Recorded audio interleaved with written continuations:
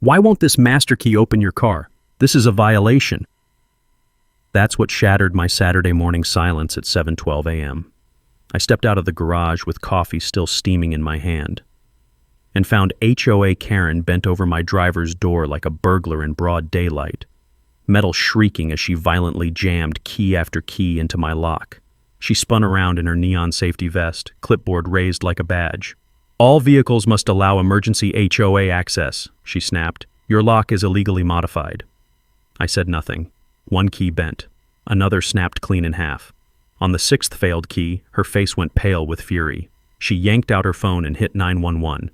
"There's a suspicious vehicle with tampered locks," she told dispatch, "and the resident is obstructing an official safety inspection."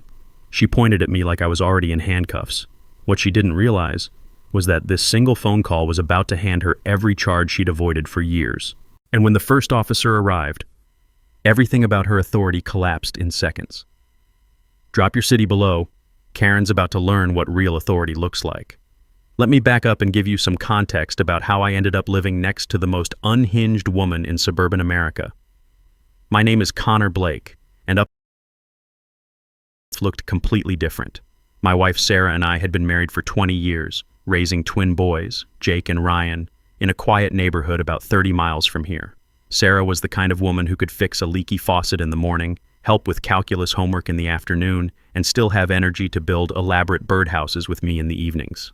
Then, on a rainy Tuesday in March, everything changed. Sarah was driving home from her nursing job when a drunk driver ran a red light and hit her car head-on. The smell of hospital disinfectant and the sound of heart monitors still haunts my dreams. The boys were 16 then, old enough to understand that mom wasn't coming home, but young enough that the grief hit them like a freight train. After the funeral, our old house felt like a museum of memories we weren't ready to face.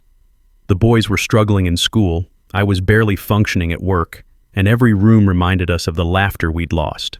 So when my supervisor suggested a transfer to the regional office here in Willowbrook, we decided a fresh start might help us heal. That's how we ended up in Willowbrook Estates, a cookie-cutter suburban development where every house looks exactly the same except for the color of the shutters. The realtor promised us it was a quiet family community, with excellent HOA oversight. What she failed to mention was that the HOA oversight came in the form of Karen Ashford, a woman who'd apparently appointed herself the neighborhood's unofficial vehicle enforcement officer. Karen's background was a masterclass in petty authority gone wrong. She'd worked at the local DMV office for 15 years before being encouraged to pursue other opportunities, which is corporate speak for fired for harassing customers. Apparently, Karen had a habit of rejecting perfectly valid paperwork because she didn't like people's attitudes, and after enough complaints, the state finally showed her the door. But instead of learning her lesson, Karen doubled down on her control issues. She moved to Willowbrook Estates and immediately began inserting herself into every aspect of neighborhood management. She created her own title, Vehicle Safety Coordinator, and printed business cards that listed her email address as safetyfirstwillowbrook@gmail.com. The fact that this position didn't actually exist in the HOA bylaws was apparently just a minor detail. Karen's appearance was as ridiculous as her authority complex.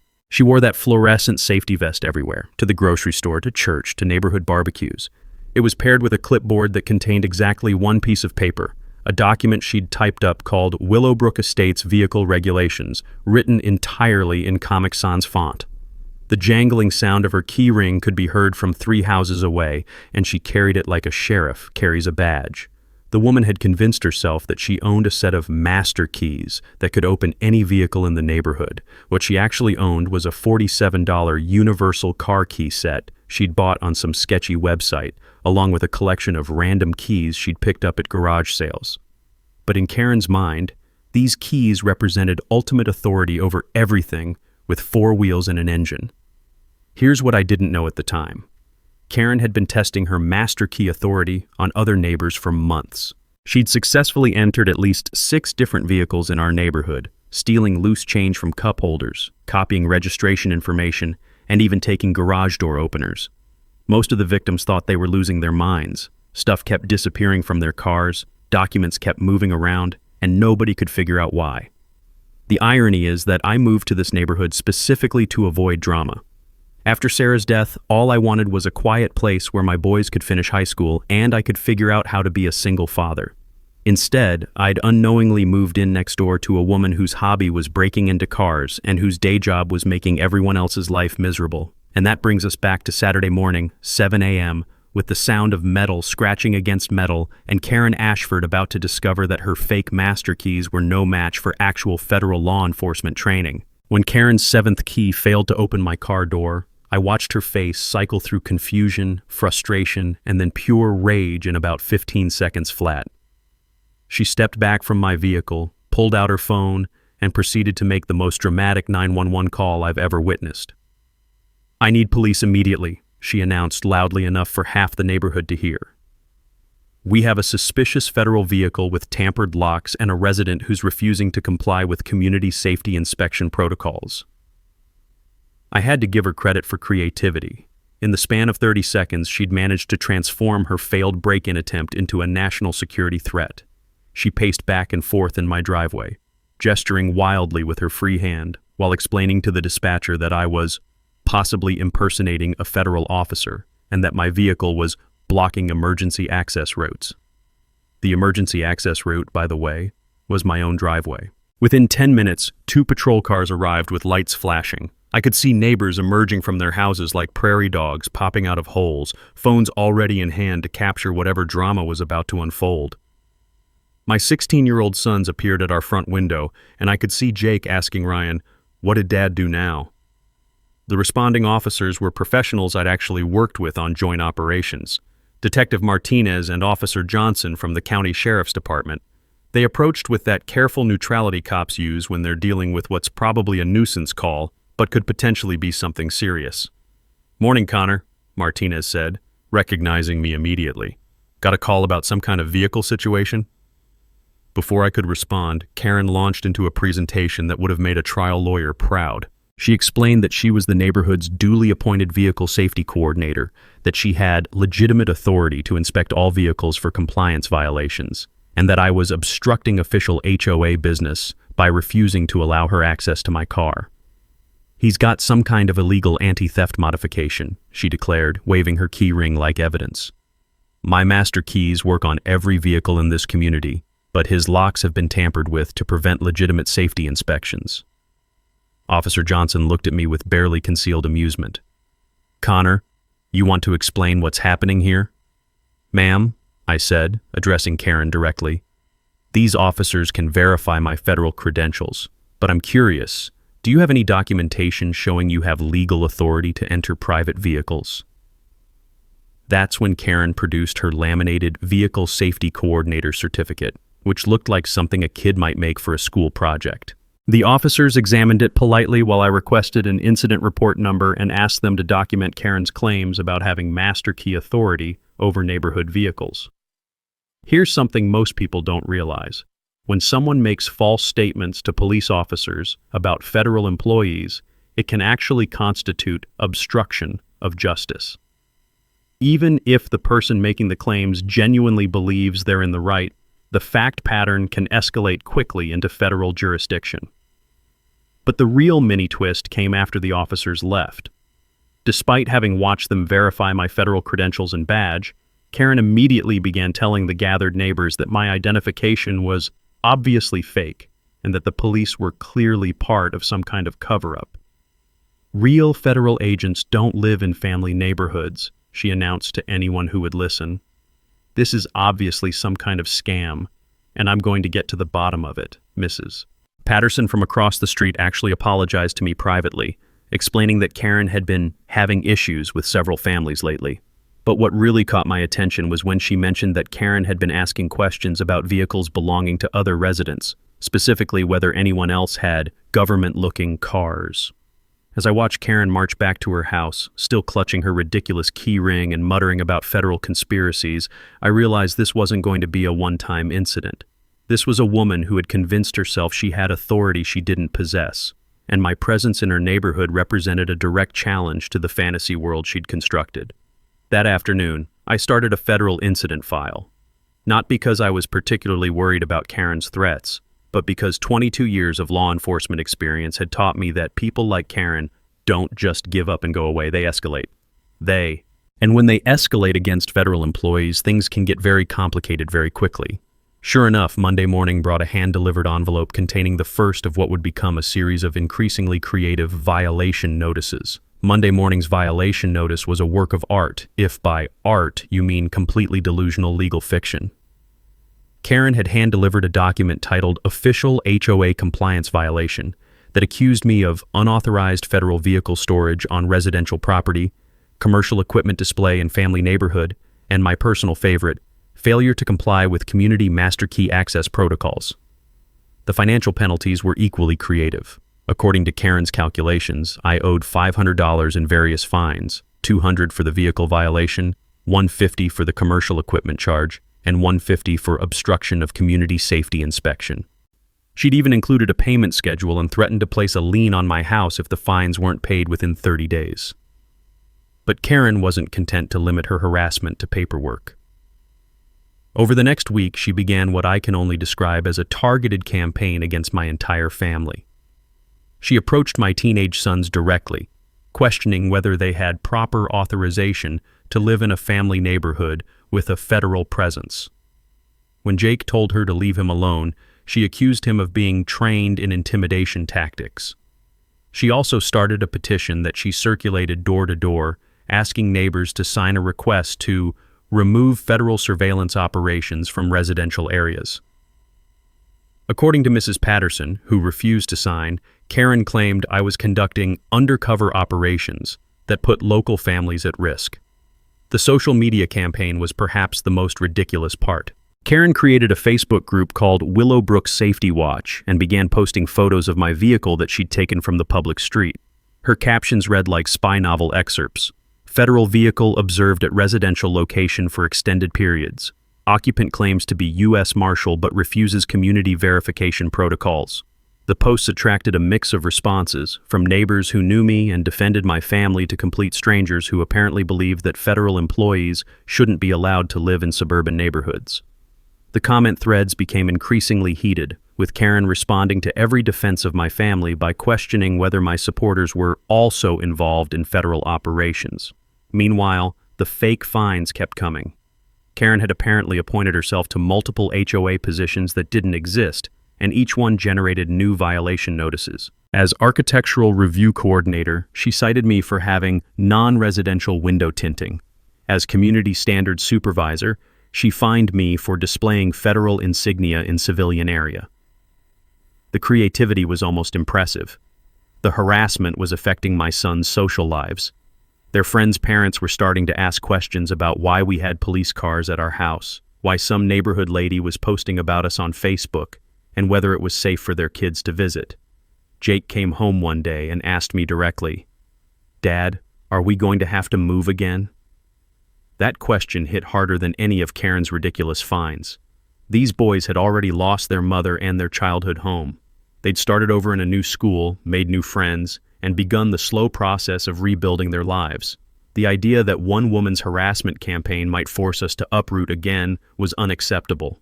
So I decided to do what I do best: investigate. I spent the weekend reading through the actual HOA bylaws, which were publicly available documents filed with the county. What I discovered was fascinating. Not only did Karen lack any official authority to issue fines or inspect vehicles, but most of the positions she'd claimed for herself didn't exist at all. The real HOA board consisted of 5 elected residents who handled basic neighborhood maintenance and communal area upkeep. There was no vehicle safety coordinator, no architectural review coordinator, and definitely no community standards supervisor. Karen had literally invented an entire bureaucratic structure and appointed herself to run it. Even better, I started talking to other neighbors who had received Karen's attention over the past 18 months. Tom Henderson had been fined for unauthorized lawn ornaments after putting up a small American flag. Maria Santos received violation notices for culturally inappropriate landscaping because she'd planted vegetables instead of decorative flowers. The elderly couple at the end of our street had been threatened with property liens because their adult son's pickup truck violated community aesthetic standards. Here's a legal nugget that most people don't know. Issuing fake fines and threatening property liens when you have no legal authority to do so can constitute fraud, especially if you're demanding payment. If someone pays those fake fines, it becomes theft by deception under most state laws. The mini twist came when I contacted the actual HOA president, a mild-mannered guy named David Chen who worked as an accountant. When I asked him about Karen's various coordinator positions, he went completely silent for about 10 seconds. "Oh no," he finally said. "We've been wondering why people kept asking us about violation notices we never sent. We thought maybe our mail was getting mixed up." It turns out the real HOA board had been dealing with confused residents for months, people calling to ask about fines they'd supposedly received or demanding explanations for violations they'd allegedly committed. The board had assumed it was some kind of administrative error and kept telling people to ignore any notices they couldn't verify. David also revealed something that changed my entire perspective on the situation. The board had been afraid to confront Karen directly because she'd threatened to sue them for harassment of a volunteer coordinator. She'd convinced them that challenging her authority would result in legal action, so they'd been trying to handle the situation through passive non-engagement. But now that I'd connected the dots and realized Karen was essentially running a fraudulent parallel HOA, the real board was ready to take action. David agreed to provide me with official documentation proving that none of Karen's positions existed and that she had no authority to issue any kind of violations or fines. Armed with this information, I felt like I was finally ready to turn the tables, but Karen, apparently sensing that her authority was being questioned, decided to escalate to physical harassment. Wednesday morning, I discovered that Karen had moved beyond paperwork and into actual physical interference. Sometime during the night, she had attached what looked like a steering wheel lock device to my front tire, along with a bright orange notice that read, "Vehicle impounded by Community Authority. Contact Safety Coordinator for release." The lock itself was one of those anti-theft clubs you can buy at any auto parts store for about $30. But Karen had covered it with official-looking stickers that said Willowbrook Impound and Authorized Personnel Only. And she'd even laminated a fake badge that identified her as a certified vehicle inspector, complete with a photo that looked like it was taken at a mall kiosk. The timing was particularly cruel. My sons needed to drive to school, and I had to be in federal court by 9 a.m. for a warrant hearing. Instead, I was standing in my driveway at 7:30 in the morning, staring at a $30 car lock that had been installed by a woman who apparently believed she had the authority to impound vehicles in her own neighborhood. But here's where Karen made a critical mistake. She hadn't just disappeared after installing the lock. She was standing on her front porch, wearing her fluorescent safety vest and holding her clipboard, apparently waiting to see how I would respond to her latest escalation. When she saw me examining the lock, she called out across the street, "You'll need to contact the vehicle safety coordinator to arrange for release of your impounded vehicle. There's a $50 impound fee plus daily storage charges." I have to admit there was something almost admirable about the woman's commitment to her fantasy. She'd moved from fake violation notices to actual physical interference, but she was still maintaining the fiction that this was all legitimate community safety enforcement. That's when I decided to give Karen exactly what she wanted: a response. I pulled out my phone and started recording as I walked across the street toward her house. "Ma'am," I said loudly enough for any neighbors to hear, "I need to clarify something with you. You've attached a device to my personal vehicle. Are you claiming legal authority to impound cars in this neighborhood?" Karen straightened up like a soldier coming to attention. "As the duly appointed vehicle safety coordinator for Willowbrook Estates, I have full authority to immobilize any vehicle that poses a safety risk to the community." "And who appointed you to this position?" "The HOA board recognizes my expertise in vehicle safety protocols." "Have you received any formal training in vehicle safety inspection?" "I have 15 years of experience in vehicle documentation and registration procedures." It was a fascinating conversation to have on camera. Karen was providing clear, documented statements about her claimed authority while standing on a public street where her voice would carry to any neighbors who might be listening. More importantly, she was making specific claims about her appointment and training that could be easily verified or disproven. The sound of metal clanking filled the air as Karen adjusted her massive keyring, and I noticed something interesting. Several of the keys had small pieces of tape attached with house numbers written on them. It looked suspiciously like she'd been organizing her master keys by address. While I was talking to Karen, I activated the motion sensor cameras I'd quietly installed around my property the previous weekend. What I captured over the next few days would reveal the true scope of Karen's vehicle safety program. The footage showed Karen making regular rounds through the neighborhood, typically in the early morning or late evening when most people weren't outside. She would approach parked vehicles, test her various keys in the locks, and when successful, spend several minutes inside the cars going through glove compartments, center consoles, and door pockets. Over a 2-week period, I documented her illegally entering 6 different neighbor vehicles. She wasn't just testing locks, she was systematically stealing loose change, copying registration information, and in one case actually taking a garage door opener from the Henderson family's SUV. Here's a law enforcement fact that most civilians don't realize. Once someone establishes a pattern of vehicle break-ins across multiple victims, it stops being simple theft and starts being considered organized criminal activity.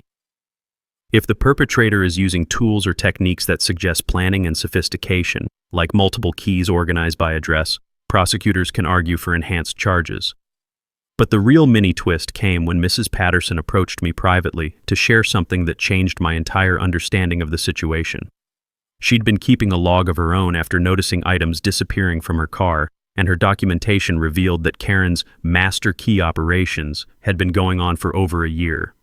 "I thought I was losing my mind," she told me. "My car registration kept moving around and I was missing about $15 in quarters from my cup holder, but then I saw your cameras and realized I wasn't crazy." Mrs. Patterson had also been quietly talking to other neighbors, and it turned out that at least 8 families had noticed similar problems. Missing change, moved documents, the occasional missing garage door remote or parking permit. Everyone had assumed they were either forgetful or possibly dealing with teenage pranks. The most disturbing revelation was that Karen had apparently been using stolen garage door openers to access people's homes when they weren't present. The Henderson family had noticed that items in their garage workshop were occasionally moved around, but they'd attributed it to their teenage son borrowing tools and forgetting to put them back. When I shared this information with my supervisor at the Marshal's office, his response was immediate. "Connor, this isn't HOA harassment anymore. This is interstate theft, breaking and entering, and possibly stalking. We need to involve the local prosecutor." That evening, as I was reviewing my camera footage and preparing to contact federal prosecutors, Karen made her boldest move yet. She appeared at my front door at 8 p.m., still wearing her safety vest, carrying her clipboard, and flanked by 2 people I'd never seen before. "Mr. Blake," she announced formally, "I'm here with representatives from the Willowbrook Community Standards Review Board to conduct an official inspection of your federal vehicle registration and community compliance documentation." The representatives turned out to be her brother-in-law and a woman from her book club, both of whom looked deeply uncomfortable with whatever Karen had convinced them to participate in. But this time, I was ready for her. That evening inspection visit was Karen's biggest mistake because it gave me the perfect opportunity to conduct my own investigation. While she was demanding to see my vehicle registration and federal parking permits, documents that don't actually exist, I was asking her representatives some very interesting questions. "So you're with the Community Standards Review Board," I said to the uncomfortable-looking man standing behind Karen. "How long have you been serving in that position?" He glanced nervously at Karen. "I just help out when Karen needs—" "What he means," Karen interrupted, "is that he's a volunteer consultant on automotive safety standards." But her book club friend was less prepared for the questioning. When I asked about the board's official meeting schedule, she accidentally revealed that she'd only learned about her position that afternoon when Karen called asking for help with some federal agent who was giving her trouble. The whole performance fell apart within about 10 minutes. Karen's fake review board dissolved into awkward apologies and hasty departures, leaving her standing alone on my front porch, still clutching her clipboard and insisting that I was obstructing official community safety protocols. But the real revelation came the next day when I started analyzing the camera footage more systematically. I'd captured 2 weeks of Karen's nighttime activities, and what I discovered was much more extensive than simple car break-ins. The footage revealed a sophisticated criminal operation. Karen had successfully entered vehicles belonging to the Henderson family, the Santos family, the elderly Johnsons, the new family who'd moved in 3 months ago, and at least 4 other households I hadn't identified yet. She wasn't just stealing loose change. She was conducting systematic intelligence gathering. In each vehicle, Karen spent time photographing registration documents, insurance cards, and any official papers she could find. She was copying garage door remote codes, taking pictures of house keys hanging on keychains, and even photographing family photos that people kept in their cars. More disturbing, the footage showed her using stolen garage door openers to access at least 3 different homes when the families weren't present. She would spend 15 to 20 minutes inside each garage, apparently going through storage areas, tool collections, and anything else that caught her interest. Here's a federal crime fact that most people don't know. When someone uses stolen access devices to enter multiple homes and systematically photographs personal documents, it can be prosecuted under federal identity theft statutes. The interstate nature of the crimes, many of the victims had vehicles registered in different states, made it a federal matter. I spent the weekend creating a comprehensive evidence package. Photos, video timestamps, a detailed timeline of criminal activities, and witness statements from 8 different neighbor families. The pattern was clear and undeniable. Karen Ashford was running a criminal enterprise out of Willowbrook Estates. Monday morning, I called the federal prosecutor's office and scheduled a meeting with Assistant U.S. Attorney Jennifer Walsh, who specialized in fraud and identity theft cases. When I presented the evidence, her response was immediate. "Mr. Blake, this is a slam-dunk federal case. Serial breaking and entering, theft, identity document fraud, and what appears to be organized stalking of multiple families. We can proceed with charges immediately." But the most shocking revelation came when Prosecutor Walsh ran Karen's background through federal databases. It turned out that Willowbrook wasn't Karen's first neighborhood harassment campaign. Over the past 5 years, she'd lived in 3 different communities, and in each one, residents had filed complaints about a woman matching her description who claimed HOA authority she didn't possess. In her previous neighborhood, Karen had been banned from all community events after threatening to place liens on homes whose owners wouldn't pay her fake fines. Before that, she'd been cited by local police for harassment after conducting safety inspections of children's bicycles and attempting to charge parents for compliance violations. The pattern was clear. Karen would move to a new community, appoint herself to imaginary positions of authority, and begin systematically harassing residents until either the community took legal action or she decided to move on to fresh victims. But this time was different. This time, she'd targeted a federal law enforcement officer with 22 years of experience in criminal investigation. This time, she'd left a digital evidence trail. And this time, there would be consequences. The power dynamic had completely shifted. Instead of being the victim of Karen's harassment campaign, I was now a federal investigator with a prosecutable case against a serial criminal. Instead of wondering when her escalation would end, I could control the timeline for her arrest. But there was still one problem. Karen didn't know that her criminal enterprise had been exposed. She was still operating under the assumption that she had successfully intimidated me into compliance, which meant she was likely to continue escalating until someone got seriously hurt. Prosecutor Walsh and I agreed on a strategy. We would continue gathering evidence while allowing Karen to believe her harassment campaign was working. When she inevitably made her next move, we would be ready with federal warrants and a multi-agency arrest team. The key, Walsh explained, is letting her dig her own hole deep enough that there's no possibility of claiming this was all a misunderstanding or a civil matter. We want clear, undeniable evidence of criminal intent. That meant waiting for Karen to escalate one more time. Based on her established pattern, it was only a matter of days before she attempted something that would cross the line from harassment into serious criminal activity. Sure enough, Thursday afternoon, Karen made the move that would seal her fate. Thursday afternoon's escalation attempt was exactly what Prosecutor Walsh and I had been waiting for. Karen approached my house wearing a new costume, an orange construction vest with community enforcement written in black marker, and carrying what appeared to be an official citation book. She marched up to my front door and announced that she was conducting an emergency safety inspection of my property due to federal security violations that posed risks to neighborhood families. When I asked to see her credentials, she produced a laminated badge that identified her as Chief Safety Enforcement Officer, Willowbrook Protective Services. The fictitious agency was a new addition to Karen's fantasy. According to the documentation she showed me, Willowbrook Protective Services was a community-authorized security organization with full investigative and enforcement powers over residential safety violations. But this time, instead of arguing with her, I played along. "I appreciate you taking community safety seriously," I told her. "Can you give me a few days to review my security protocols and make sure everything's in compliance?" Karen seemed surprised by my cooperative attitude, but pleased that her authority was finally being recognized. She agreed to return the following Tuesday for a comprehensive compliance inspection, which would give me time to finalize the trap I'd been planning. Over the weekend, I put together the most elaborate sting operation of my career. The centerpiece was a hydraulic bollard system that my neighbor Pete, a retired civil engineer, had helped me design and install. Pete's background was perfect for the project. He'd spent 30 years designing security systems for government buildings, and he understood exactly what we were trying to accomplish. "You know," he told me while we were digging the installation trenches, "the bollards that protect the Pentagon work on the same basic principle we're using here. Hydraulic pressure, fail-safe mechanisms, and enough stopping power to immobilize a full-size truck." The system we installed was more sophisticated than anything you'd find in a typical residential driveway. Hidden hydraulic posts that could rise 3 feet in less than 2 seconds, motion sensors that detected approaching vehicles, and a remote control system that gave me complete control over activation timing. Here's a DIY security fact that most homeowners don't realize. Hydraulic bollard systems aren't just for government buildings anymore.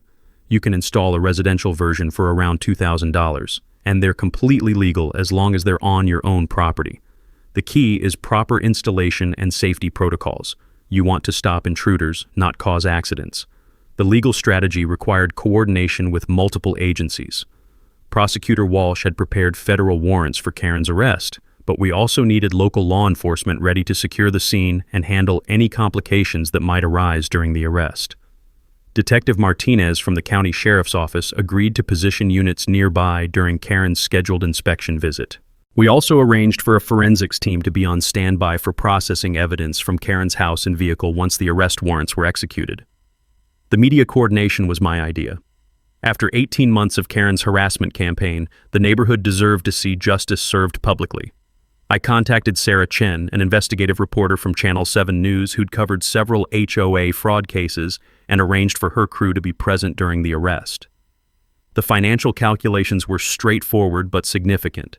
8 neighbor families had documented losses totaling over $2,000 in stolen property, plus additional damages from Karen's unauthorized entry into vehicles and homes. Federal prosecutors could also seek restitution for investigation costs and victim impact expenses. But the most important part of the planning was coordinating with the affected neighbors. Tom Henderson, Maria Santos, Mrs. Patterson, and 4 other families agreed to provide witness testimony and victim impact statements. For the first time in 18 months, the neighborhood was united against Karen's harassment instead of being isolated and confused by it. Martha Williams, a retired paralegal who lived 2 streets over, volunteered to help organize the documentation. She'd been keeping detailed records of Karen's activities since the fake fine notices started appearing, and her evidence files were more comprehensive than anything I'd compiled in my official capacity. "I've been waiting for someone to take this seriously," Martha told me while we reviewed her documentation. "That woman has made this neighborhood feel like a prison, and it's time for her to face consequences." The timeline for the operation was critical. Karen expected her comprehensive compliance inspection on Tuesday afternoon at 2 p.m. By Monday evening, all federal warrants would be finalized, local law enforcement would be positioned, and the media would be ready to document whatever happened during the confrontation. The technical explanation of the bollard system became a neighborhood conversation topic. Pete spent Sunday afternoon showing interested residents how the hydraulic mechanism worked, explaining the safety features, and discussing how similar systems could be installed on other properties. "The beauty of this design," Pete explained to a small crowd of neighbors, "is that it's completely reversible. Once the hydraulic pressure is released, the bollards retract completely and you'd never know they were there. But when activated, they can stop a 5,000-pound vehicle in its tracks." Several neighbors expressed interest in installing their own security upgrades. The Henderson family wanted motion-activated cameras, the Santos family asked about driveway alarms, and Mrs. Patterson inquired about upgrading her garage door security system. For the first time since moving to Willowbrook Estates, I felt like I was part of a real community, instead of just living in a neighborhood where everyone was afraid of one unhinged woman. Monday evening, everything was in position. Federal warrants signed and ready for execution, local law enforcement coordinated and positioned, media standing by for live coverage, and neighborhood witnesses prepared to document 18 months of Karen's criminal harassment campaign. All we needed was for Karen to show up for her fake inspection appointment and walk into the trap we'd spent weeks preparing. Tuesday morning, I sat in my kitchen drinking coffee and watching the street through my window. knowing that by evening, Karen Ashford's criminal enterprise would be Monday evening, brought an unexpected twist that almost derailed the entire operation. Instead of waiting for Tuesday's scheduled inspection, Karen decided to escalate her harassment campaign by filing official complaints against me with my federal agency. I discovered this when my supervisor, Deputy Chief Marshal Robert Torres, called me at home around 8 p.m. His tone was professional but concerned. "Connor, I've got some paperwork on my desk that I need to discuss with you. We received formal ethics violations, complaints about your conduct toward a civilian community volunteer. Want to explain what's going on?" Karen had apparently spent the weekend crafting a comprehensive complaint package that accused me of using my federal position to intimidate a lawful community safety coordinator. The documentation she submitted included photographs of my vehicle, copies of her fake violation notices, and a narrative that painted her as a concerned citizen being harassed by an out-of-control federal agent. The complaint alleged that I'd threatened her with arrest for performing legitimate HOA duties, used my federal credentials to obstruct community safety inspections, and created a climate of fear that prevented her from carrying out her appointed responsibilities. What made the situation particularly dangerous was that Karen had done her research. She'd filed the complaints with multiple federal agencies, not just the Marshal Service, but also with the Department of Justice Inspector General's Office and the Federal Ethics Office. Each agency would be required to investigate the allegations, even if they seemed frivolous. But here's where Karen's research backfired spectacularly. In preparing her complaints, she'd included detailed descriptions of her activities that provided additional evidence of her criminal behavior. She admitted to conducting vehicle safety inspections using master keys, described her authority to relocate non-compliant vehicles, and explained her system for documenting federal security violations in residential areas. Deputy Chief Torres listened carefully as I explained the actual situation and provided him with the evidence package I'd prepared for federal prosecutors. His response was immediate and reassuring. "Connor, this woman isn't filing ethics complaints. She's confessing to federal crimes in writing. I'm forwarding this entire package to our criminal investigation unit and recommending immediate prosecution." But Karen wasn't finished with her escalation campaign. Tuesday morning, she appeared on my doorstep at 7 a.m. wearing a new costume, a black uniform with security supervisor patches and what appeared to be a badge from a private security company. "Mr. Blake," she announced formally, "I'm here to inform you that Willowbrook Protective Services has been authorized by the Community Association to conduct enhanced security screening of your federal activities. Failure to comply will result in immediate notification to federal oversight agencies." The performance was impressive in its audacity. Karen had apparently spent Monday evening creating an entire fictional security company, complete with official-looking documentation and a uniform that might fool someone who wasn't paying close attention. She handed me a document titled Federal Employee Community Monitoring Protocol that outlined her authority to inspect my federal vehicle, review my work schedules, and monitor my communications for potential security risks to civilian populations. The document was 6 pages long and included references to fictional federal regulations, made-up community safety standards, and a completely imaginary legal framework that supposedly governed federal employees living in residential areas. But the most disturbing part was Karen's claim that she'd been coordinating with federal oversight agencies to investigate my pattern of intimidation and abuse of federal authority. She insisted that her ethics complaints had triggered a formal investigation and that I was now subject to enhanced community monitoring pending the outcome.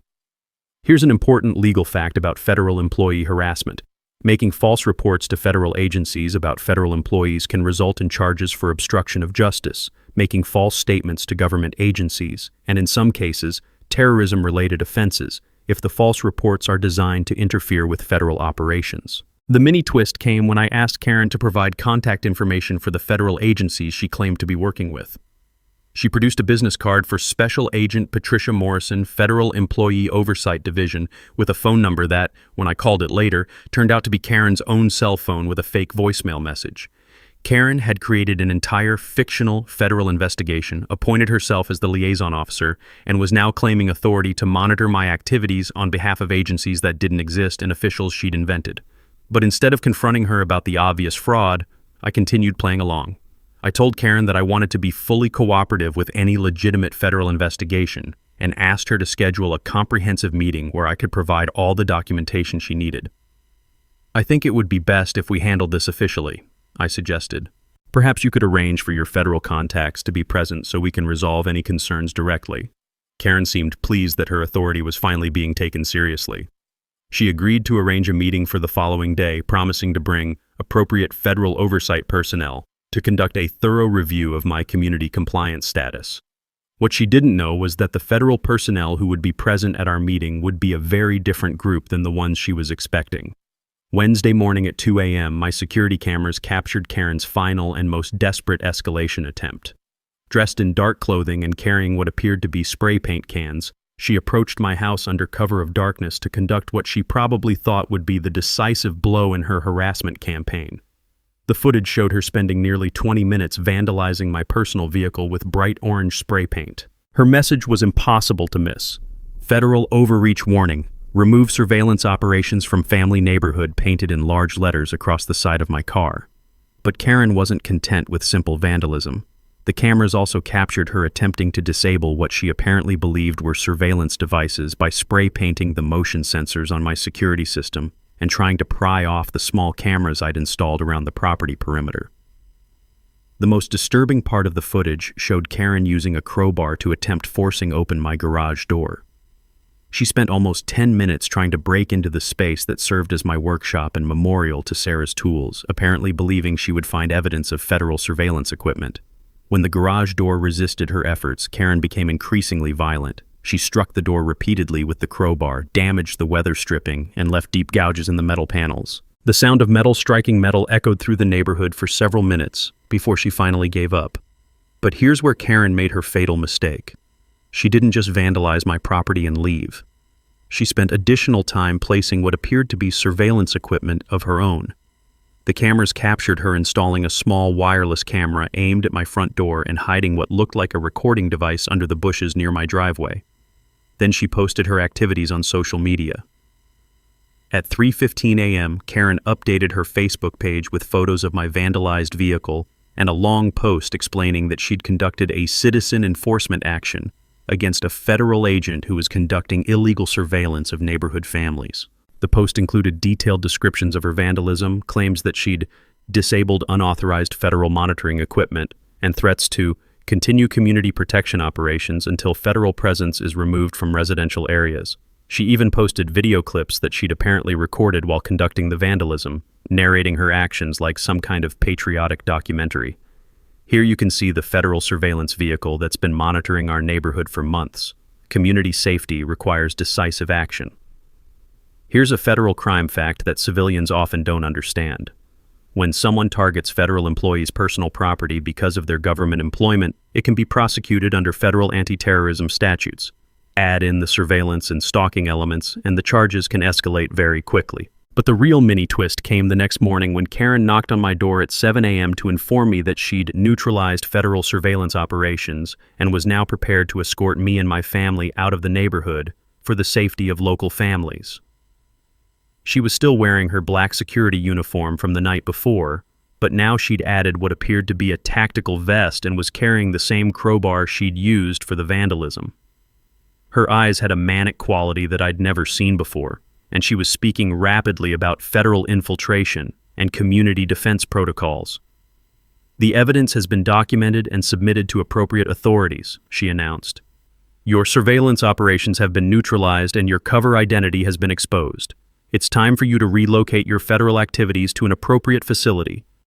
When I asked what authorities she'd contacted, Karen produced a thick folder containing what she claimed were reports to the FBI, Homeland Security, the Department of Justice, and other agencies with appropriate jurisdiction over federal employee misconduct. The reports were elaborate fantasies, complete with fabricated case numbers, fictional agent contact information, and detailed allegations about my supposed surveillance activities. Karen had spent considerable time and effort creating an entire fictional federal investigation with herself as the primary informant.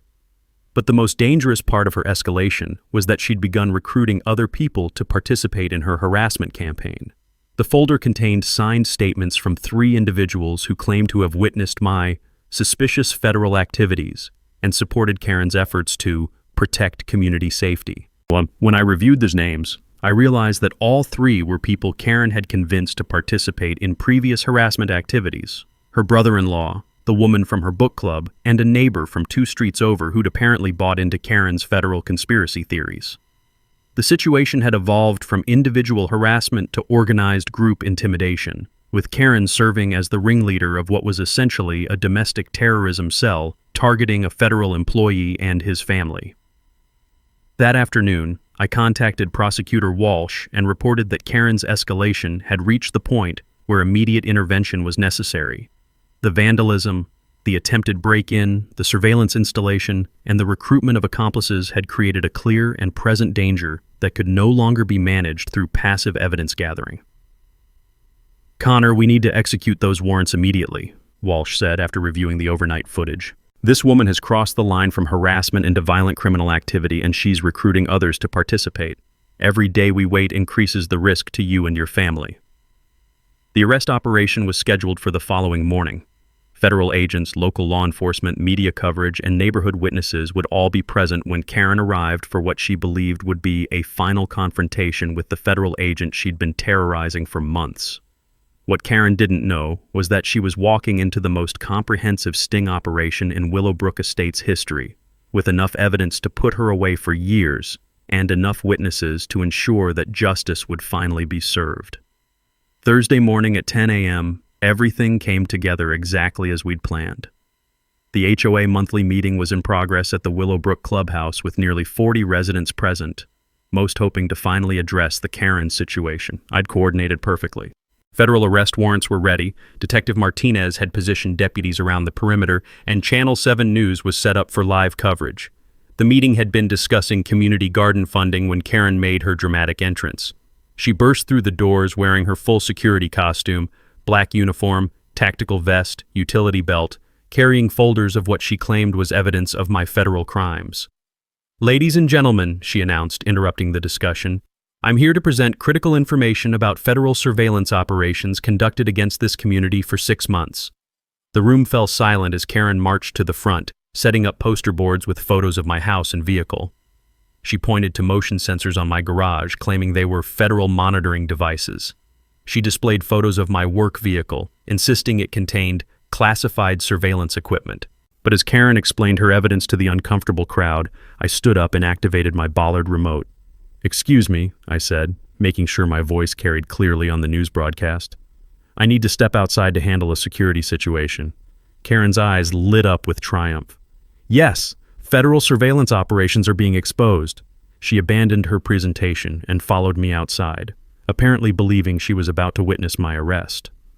Several neighbors and the news crew followed us, creating exactly the public witness situation we'd planned. As Karen approached my house, she muttered about federal accountability and community protection protocols. When she reached my driveway and saw my vehicle, still covered with her spray-painted warnings from 2 nights earlier, she decided to take direct action. "I need to complete evidence documentation," she announced to the cameras.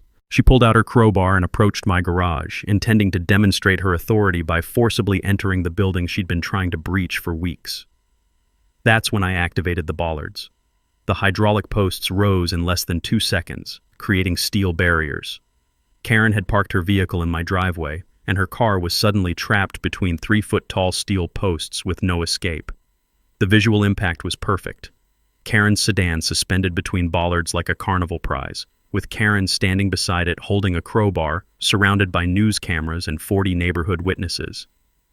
"Ma'am," I said clearly for the cameras, "you're under arrest for federal charges of serial breaking and entering, vehicle theft, mail theft, harassment of a federal officer, vandalism, and making false statements to federal agencies." Karen's face showed complete shock. For the first time in months, she realized she wasn't controlling the situation. The federal investigation she'd been claiming to coordinate was real, but she was the criminal. Detective Martinez moved in smoothly, reading her rights while cameras captured every moment of what would become the lead story on 3 local television stations.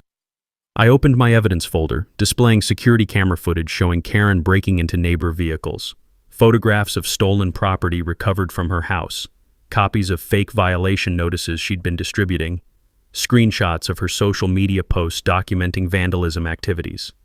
"For the record," I announced to the crowd, "Karen Ashford is not an HOA official, has never held any legitimate community position, and has been conducting a criminal enterprise for 18 months. The neighborhood response was immediate and cathartic. Tom Henderson stood up, publicly describing fake fines he'd received. Maria Santos talked about harassment her family endured. Mrs. Patterson detailed theft from her vehicle. One by one, Karen's victims spoke up, creating a public record of her crimes that would be impossible to dismiss. As Karen was led away in handcuffs, still insisting she was a legitimate safety officer being persecuted, the crowd broke into spontaneous applause. The bollards remained raised, with her abandoned vehicle serving as a monument to the consequences of fake authority.